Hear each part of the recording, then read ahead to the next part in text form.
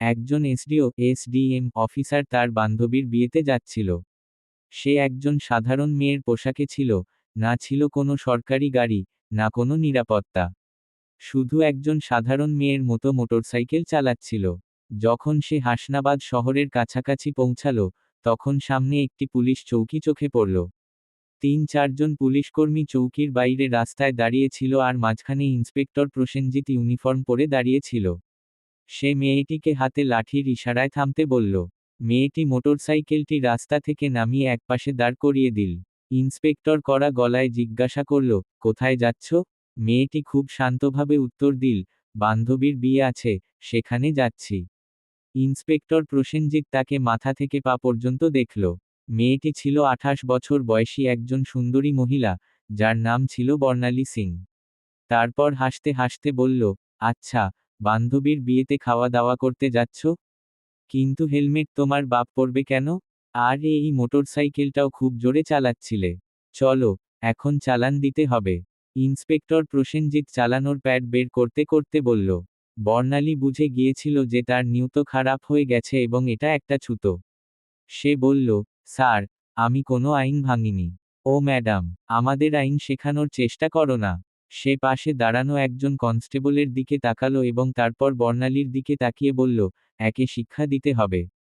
হঠাৎ ইন্সপেক্টর জোরে একটা চড় মারল বর্ণালীর গালে। খুব প্রশ্ন করছিস? পুলিশ যখন কিছু বলে তখন চুপচাপ মেনে নেওয়া উচিত। বর্ণালীর মাথা এক মুহূর্তের জন্য ঘুরে গেল কিন্তু সে নিজেকে সামলে নিল। তার চোখে রাগ স্পষ্ট ফুটে উঠছিল। চৌকির ইনচার্জ ইন্সপেক্টর হাসতে হাসতে বলল, এখনো এর মধ্যে অহংকার বাকি আছে? এমন কতজনকে ঠিক করে দিয়েছি, ভালোভাবে শেখাতে হবে। একজন কনস্টেবল এগিয়ে এলো এবং বলল, স্যার, এটাকে থানায় নিয়ে চলুন, সেখানে ঠিকঠাকের সেবা করব, তখন বুঝবে পুলিশের সঙ্গে কিভাবে কথা বলতে হয়। একজন কনস্টেবল বর্ণালীর বাহু ধরে টেনে বলল, চল গাড়িতে বসো। বর্ণালী ঝটকা দিয়ে হাত ছাড়িয়ে রাগী গলায় বলল, হাত লাগানোর চেষ্টা করো না, নয়তো পরিণতি ভালো হবে না। ইন্সপেক্টরের রাগ আরও বেড়ে গেল। সে একজন কনস্টেবলকে বলল, এর অহংকার দেখো। একজন কনস্টেবল এগিয়ে এসে বর্ণালী সিংয়ের চুল টেনে ধরল এবং জোর করে টেনে নিয়ে যাওয়ার চেষ্টা করল। বর্ণালী ব্যথায় কোকিয়ে উঠল কিন্তু তখনও পর্যন্ত সে নিজের পরিচয় কিছুই বলেনি। সে দেখতে চাইছিল এরা আর কতটা নিচে নামতে পারে। তখন একজন পুলিশ রাগে তার মোটরসাইকেলে লাঠি দিয়ে মারল এবং বলল, বড় সাধু সাজছে। এখন তোরে খেলনা বানিয়ে খেলব। বর্ণালী সিং ভালোভাবেই বুঝে গিয়েছিল যে এখন তার সঙ্গে কি হতে চলেছে এবং এরা কতটা নিচে নামতে পারে। 2 মিনিট 35 সেকেন্ড। ইন্সপেক্টরের চোখে রাগ ছিল। সে জোরে চিৎকার করে বলল, তোর মতো অনেক বুদ্ধিমান দেখেছি। পুলিশের সঙ্গে বাড়াবাড়ি করবি? আজ মজা দেখাবো। চল ওকে থানায় নিয়ে যাও, সেখানে বোঝাবো। এই সময় বর্ণালী সিং তখনও চুপ ছিল। সে তার পরিচয় প্রকাশ করার কোনো ইচ্ছা দেখায়নি। সে দেখতে চাইছিল এরা প্রশাসনকে কতটা বদনাম করতে পারে, এরা কতটা অত্যাচার করতে পারে। ইন্সপেক্টর প্রসেনজিৎ এখন বিরক্ত হয়ে গিয়েছিল।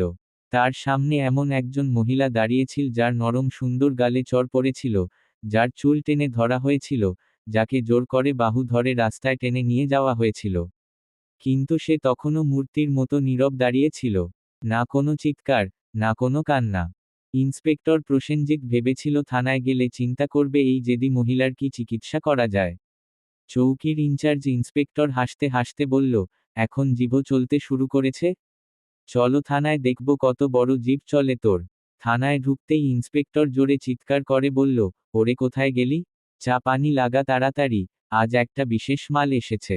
বর্ণালী সিং তখনও কিছু না বলে থানার দেয়াল দেখছিল। সে দেখছিল কিভাবে এরা সেই নিরীহ মানুষদের সঙ্গে আচরণ করে যারা কখনো কণ্ঠ তুলতে পারে না। তখন একজন কনস্টেবল ইন্সপেক্টর প্রসেনজিতের দিকে ঝুঁকে ফিসফিস করে বলল, কি কেস স্যার?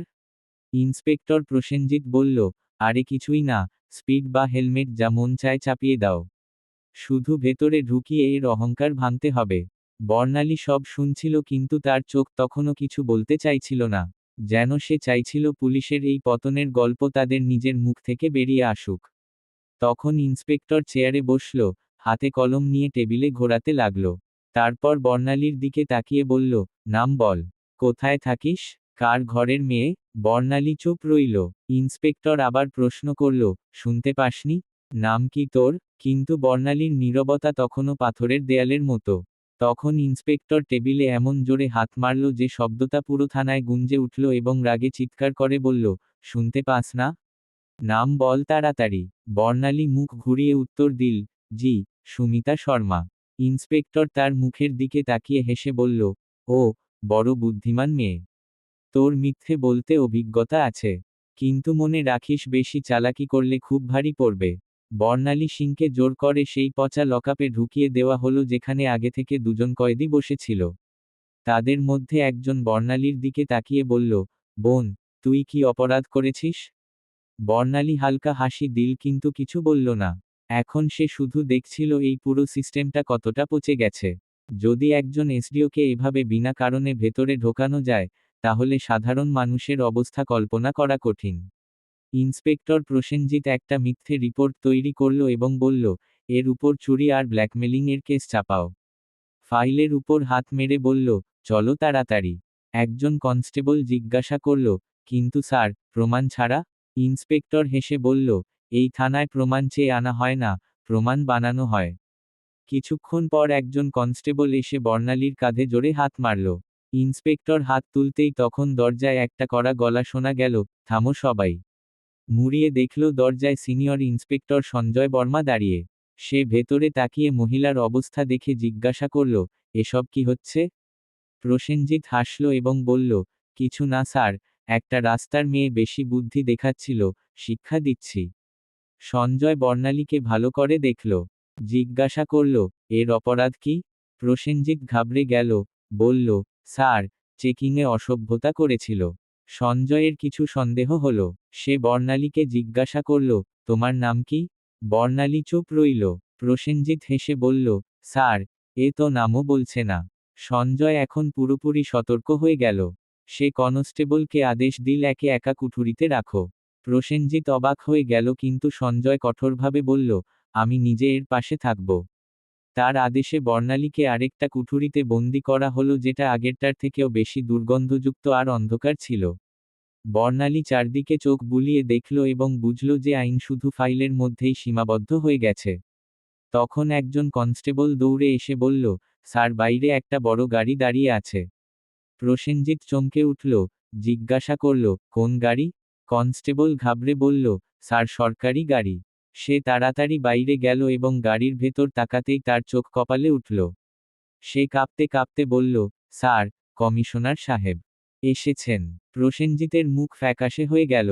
কমিশনার সাহেব থানায় পা রাখলেন এবং তার চোখে স্পষ্ট রাগ দেখা যাচ্ছিল।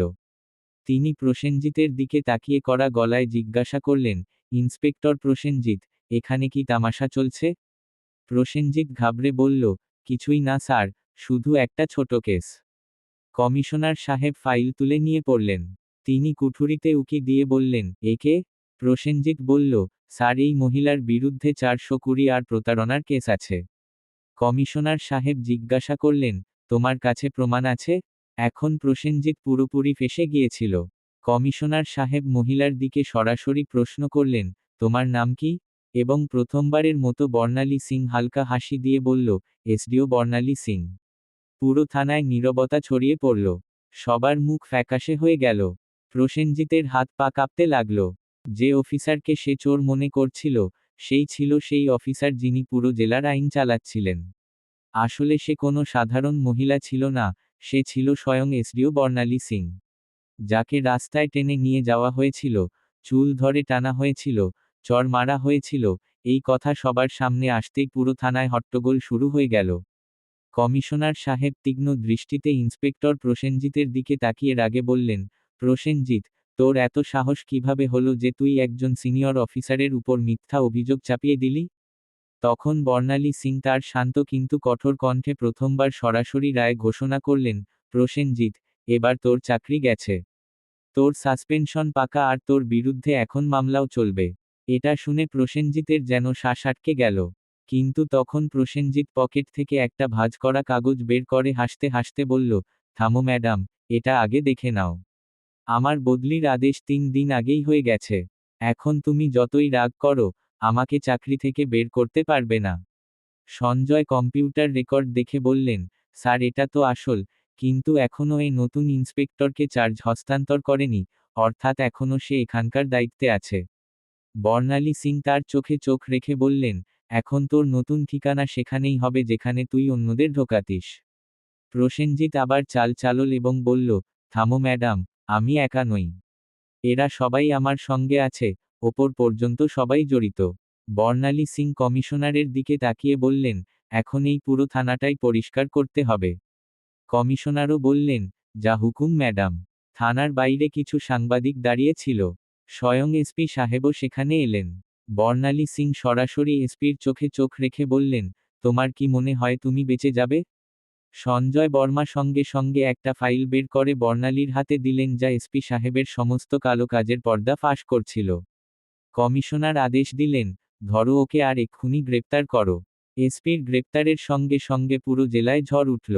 মুখ্যমন্ত্রী পর্যন্ত খবর পৌঁছালো। পরের 2 দিনের মধ্যে জেলা থেকে 40টার বেশি পুলিশ অফিসার এবং কিছু রাজনৈতিক নেতা গ্রেপ্তার হয়ে গেল। পুরো হাসনাবাদ জেলার হাওয়া বদলে গেল। এখন চারদিকে শুধু একটাই আলোচনা ছিল, এসডিও বর্ণালী সিংয়ের সততা এবং সাহস। বর্ণালী সিংয়ের কাজ শেষ হয়েছিল। তিনি দেখিয়ে দিয়েছিলেন যে যদি মনের ভেতর থেকে নিয়ত পরিষ্কার থাকে, তাহলে পুরো দেশও সংশোধন করা যায়।